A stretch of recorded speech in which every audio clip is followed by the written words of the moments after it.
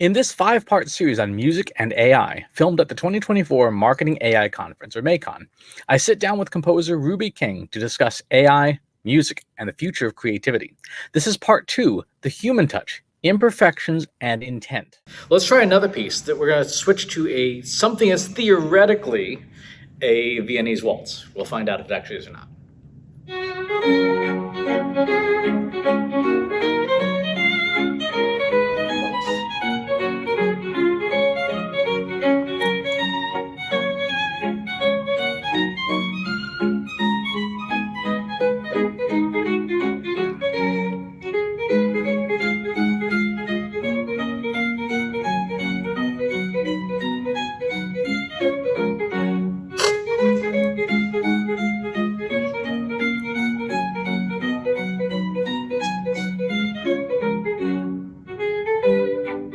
Nice. Ooh.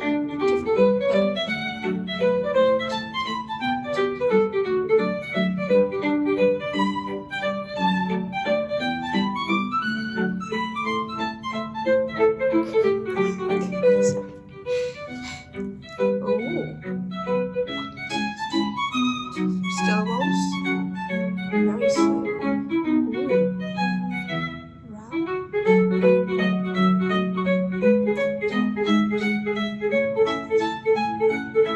That's 6, I think.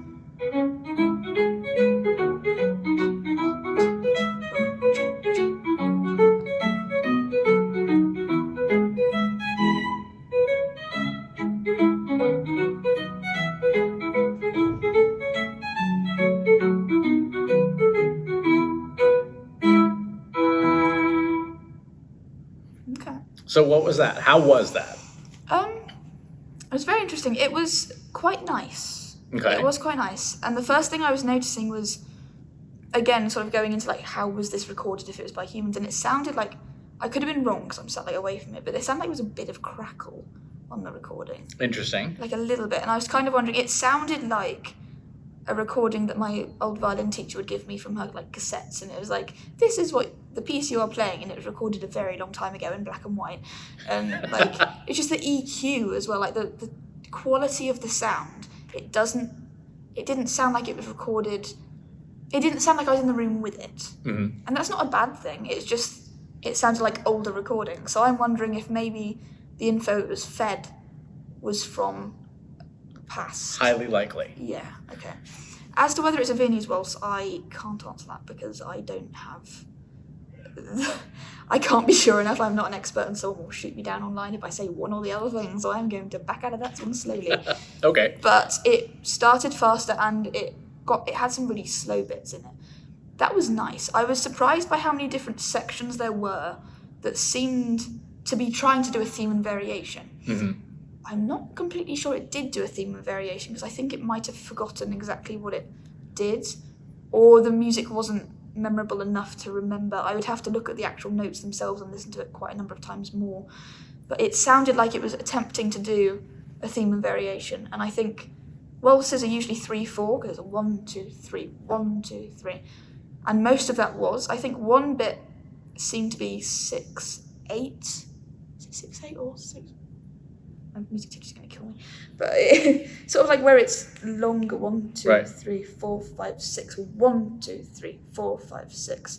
So it's still the same feel, but the phrasing doesn't stop midway through the bar. It ends at the end. If that makes any sense. No, it makes total sense. Okay. But it calls back to how the Transformers model works, where it's doing things in chunks and then sewing it back together. One of the things that you'll notice with tools like Suno, particularly for longer compositions, they lose coherence like 2.5, 3.5 minutes into the song. Sometimes they'll just don't go totally off the rails and you're not sure why, but then when you look underneath the hood, it's like, oh, it's because it's doing 30-second chunks and it either forgot or there was a token that got misplaced in like chunk 13 that just throws the whole thing off. Yeah. Like that was enjoyable listening. But another thing that I've done violin for quite a number of years, and one of the key things I was listening to there was, is this a real human playing it? Is this playable? And because it's one of the main things you can hear in music that's like violin or viola or whatever led is the bowings. Mhm. And most people don't bother about this, which is why I'm insufferable to watch like TV with. Like in Umbrella Academy, when they whip out the violin, I'm like, no, because it was a bit loud. Sorry, it Or like Sherlock, where he's Yeah. not, what he's doing, the hand motions don't match the actual audio. It's just so painful. Like, just get someone who can. Please, we exist. Just the fingers. Or the editors mess it up afterwards, and like I don't blame them, but okay. Anyways, like one of the main things is bowing, and you can hear it because if it's like up and down, you can hear how the string it changes. There's a break in between the noise. If you're slurring, which means like going from one note to the other with the same bow, it's only the note that changes. There's not really a pause in the middle. Mhm. So most of that was separate bowings, especially when it was doing quite fast jumps. And at one point it was like I pulled a face at one of those face pullings was because it was doing something quite fast with a lot of jumping, and their right hand must have been going like that. It is very possibly possible, but that player deserves an award. Probably some aspirin. Like, it's not the way it would be chosen to play it. Like, if the composer specified that would be how you should do it, then you would probably try and do it like that. But a violinist would naturally try and not do that much effort. Because Okay. it doesn't sound right being so separate either. If it was more together just in phrases, like a few notes in the bar, maybe just, if it's in 3/4, then maybe 6 of those could have been in one bow, and then another 6 in another bow, and that would have still kept the phrasing, but just the way that it's performed, it's not thinking about performance rules. It's just thinking, these are the notes and this is a violin sound, therefore this is correct. Right. So AI is essentially synthesizing from the outcome of the data, but does not understand the techniques used to make the data. Yeah, I think so. Okay. Because there's a few times there, I think, in that piece, it would have been nice if there was a slide up, because it does do some jumps. And the nice thing with the violin is it's not a piano. I can say that, I play both. But on the piano, you can do slides, you can do glissandos, but it's easier on a violin because you can kind of slide up to a note and add some nice vibrato once you get there. Piano, it's a bit more like you can't get all those microtones between, so it's kind of like you're Right, just because going there's up defined there. intervals Yeah, between one note and the next. yeah. So if you are a content creator using generative AI, the instruments that have more analog between notes, like a violin, as opposed to being more defined segments, it'll be more of a giveaway that you're using AI because the machines are not synthesizing the technique needed to create the sound. Yeah, so it is said that the violin or strings are the closest thing to the human voice. And the human voice, we can easily tell most of the time when it is not a human voice. Like, well, okay, saying that, there's a lot of like speech that is very, very good now, and you can't really tell. Those models are very advanced and it sounds very good, but singing isn't quite there yet. I'm assuming because there's so many different techniques, all the way down to breathing and like where you hold your head. Like the sound's gonna be different if you're looking up to if you're looking down, and like it's just because of there's so Right. many variables. So the violin and singing, like the human voice, are dead giveaways. Well, voice more so than violin, because I think you have to be a bit more trained on violin usually, but still it is coming down to the subconscious. When you listen to that, are you thinking, this is a real performer I can imagine being sat in a concert hall, or are you going, this is a violin, I can't say anything more about it than that? Right. Okay. Well, let's try a piano piece. So this one is supposedly a ragtime. So that's not ragtime.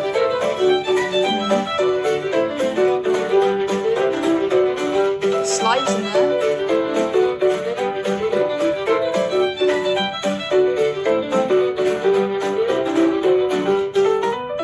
It's gone, okay.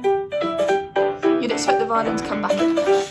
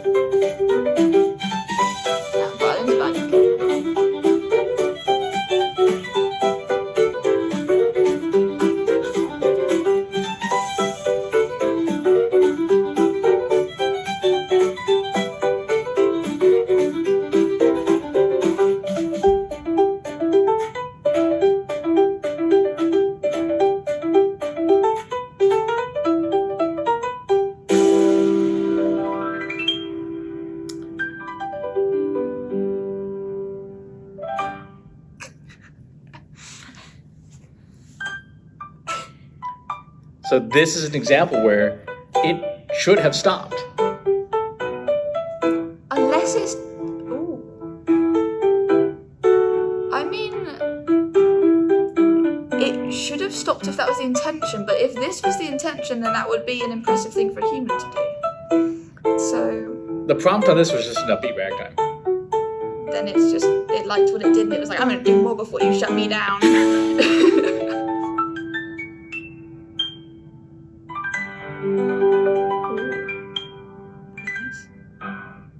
I'm done now. Okay. So that was an example in particular with Suno, where it will have these, they're almost hallucinations where it sounds like there's a logical stop of the song, and it's like, I'm just going to keep going. Was it given the time frame it had to? No. No. So it was just, I'm having too much of a fun time here. You cannot stop me. If I had to guess, and this is pure speculation, the model had enough fragments of enough tokens left over to forecast from that it was like, I don't know if I should stop or not. Okay. It was definitely, it did feel like it came to an end, but it continuing wasn't necessarily wrong. Mm-hmm. So it wasn't right for what you said, but if you were in a concert hall and that was played, and then there was a pause, and sometimes you do that, which is why you're told do not clap in the middle of a movement, because you will look like an idiot and everyone will stare at you and the musicians will remember you for the rest of time. True story. Then like, it sort of felt like a different movement. Right. The music didn't necessarily feel connected, but it felt like a nice different piece. So you might expect, if it was meant to be the same piece, you'd expect the first piece of music to come back again, and that would be sort of a bigger end, and that would be an A-B-A structure, because you sort of had the A and then the B, then it just ended. It was a nice end, but it wasn't necessarily the way you'd expect a piece to be. A and B does happen, that is okay, but for the instructions you gave it, you'd expect it to go back to the A section.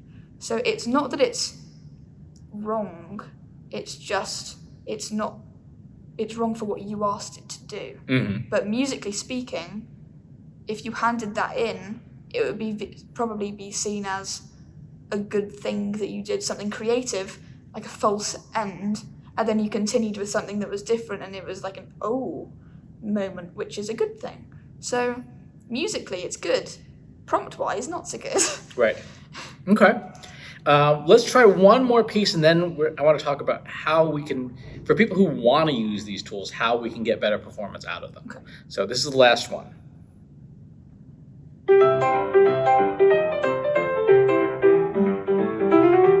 This is a ragtime. Yeah.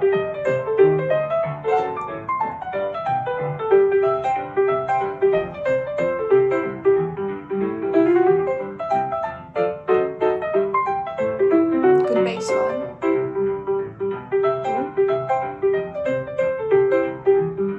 It's repeating itself. I remember that bit now. For now.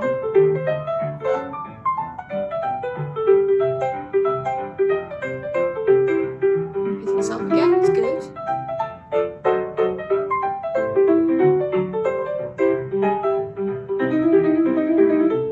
B section, I'm imagining.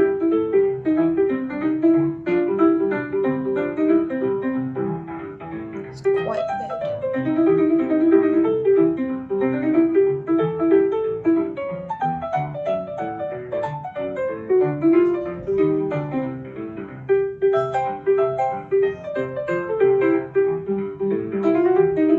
A section again.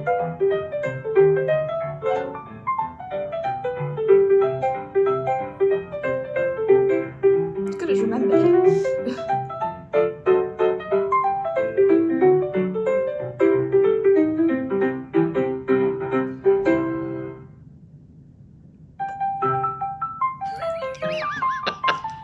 Oh!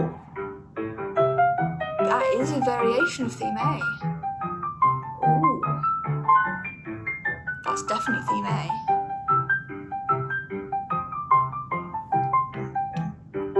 Half speed? No, left hand. Slower. Ah, big. That is big, I think.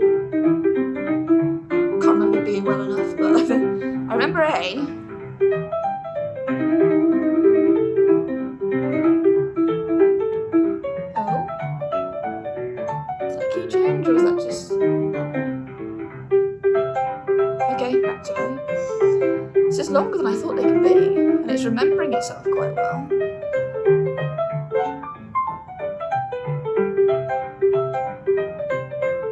You would probably want it to be doing something more exciting with this now, because it is just feeling like it's gone back to the start. The left hand should probably be doing something more interesting.